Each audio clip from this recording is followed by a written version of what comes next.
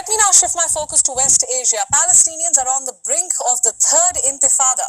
It means an uprising or a rebellion. The intifada may have already begun. Why am I saying that? Because the West Bank is on the boil again. An Israeli raid at a militant hideout left 3 militants dead. Israel says they carried out attacks against Israeli settlers in the West Bank. The Israeli raid angered the locals and they clashed with the Israeli raid party. 8 Palestinians were killed. More than 100 have been injured. What's even worse, the violence and anger is spreading. Take a look at this next detailed report.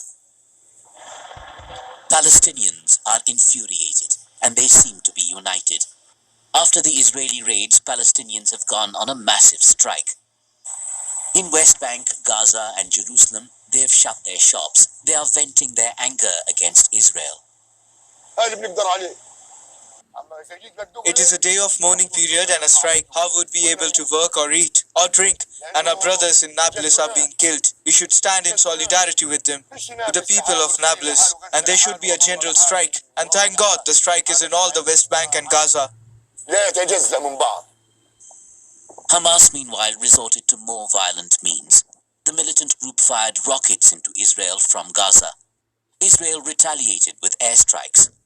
One thing is clear now. There is rising anger on both sides. Numbers never lie. For instance, support for a two-state solution in Israel and Palestine is at an all-time low. That's according to a survey this year.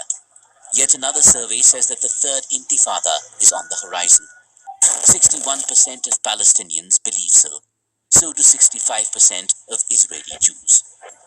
Before going further, let's take a look at the history of intifadas. The first intifada, or the Palestinian uprising, began in 1987.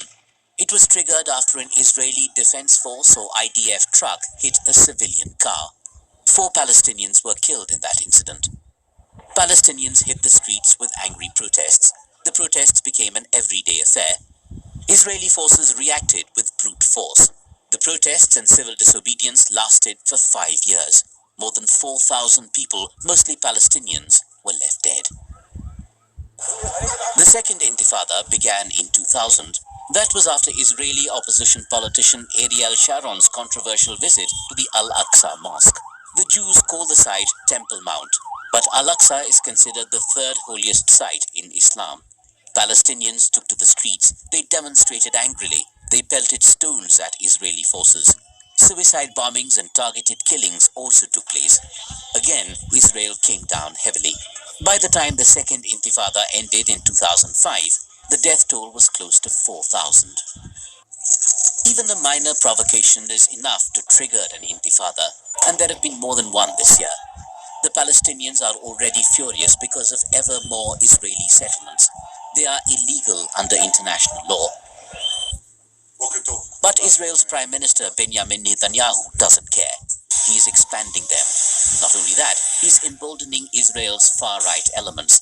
In fact, his cabinet comprises several far-right ministers. Netanyahu has announced a slew of measures targeting Palestinians, like stripping families of militants of residence rights in Jerusalem, taking away their social security and healthcare benefits, distributing gun permits to Israelis, and bulldozing homes of Palestinian militants. And the Palestinians want an eye for an eye. They are targeting synagogues. They are attacking Israeli settlers. The militant-minded ones have stepped up attacks against Israeli forces.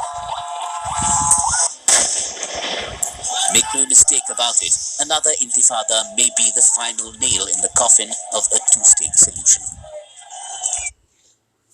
All praises to Yahweh, Ba'ashem Yahweh Ba'ashem Kodash, the belongers to the elders and apostles of greatness stone, Shalom, to the elect wishing this word in truth and in sincerity, to the hope of receiving mercy of Yahweh, Ba'ashem Yahweh. Yahweh is the name of the Heavenly Father. Yahweh Shai is the name of his only begotten Son. The so-called Negroes, Hispanics, and Native Americans are the Israelites according to the prophecies that are written in the scriptures. So this is a clear example showing you that they are not the children of Israel. They are not the people of the Most High. because even the news reporter continually making mention of the Jews, which they are not. Because the prophecy is that when the Israelites are gathered back into their land and Israel is established once more, that there won't be any more war. And just look on the state of Israel right now. Look what's taking place in the West Bank.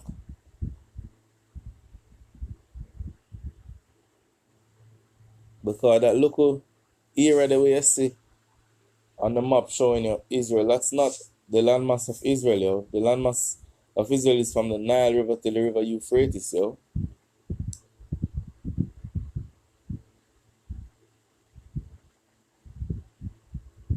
Just showing you that they are not the people. And them say, they are the Jews, where are the other tribes?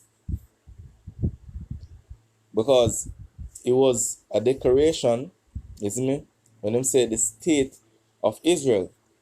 And it was prophesied in the scriptures that the Lord are going to bring back his people into their land. So them deliver themselves. They never need the Lord. That for sure, so they are not the people of the Most High.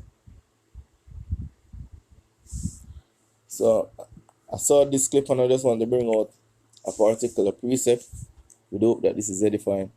This is Isaiah 2, verse starting at 1. The word that Isaiah the son of Amoz saw concerning Judah and Jerusalem.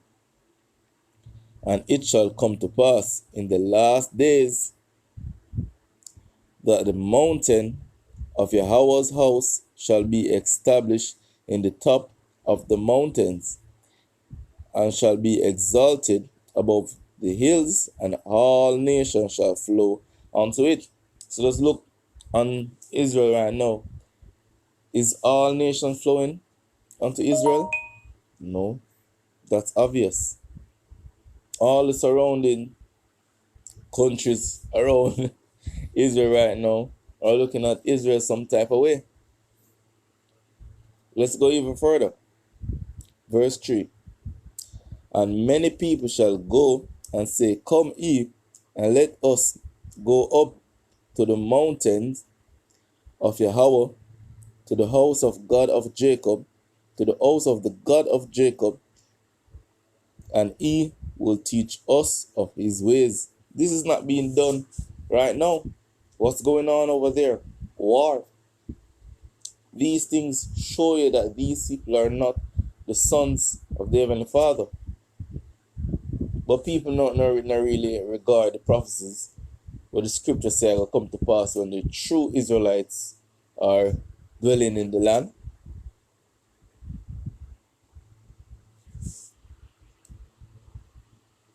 And we will walk in his path, for out of Zion shall go forth the law and the word of Yahweh from Jerusalem.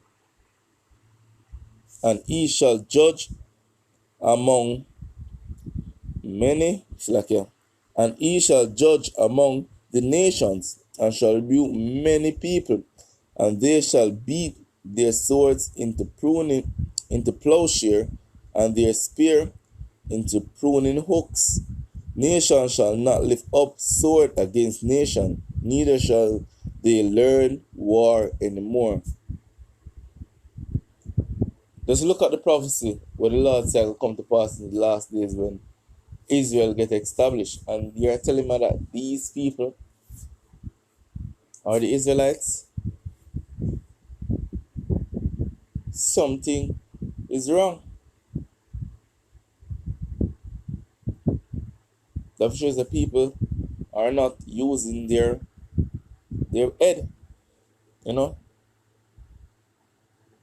because the scriptures is very clear, yo. These people are not the sons of the living power. You so-called Negroes, Hispanics, and Native Americans are the sons of the living power. And this is what we're telling you in your ears, yo.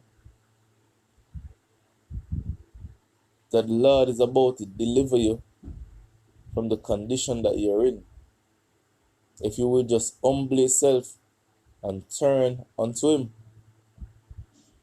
But it's also prophesied that the elect is going to observe these words and these sayings, yo. The election. But majority of our people is going to be what? Blinded. And these are the times that we're in. So I saw this clip and I just want to bring out this particular precept, yo. So I hope this is edifying. That I want to say Kalalal, Yahweh, Ba'ashem Yahweh Shai, Ba'asham, Yaka, Kodash, Shalom.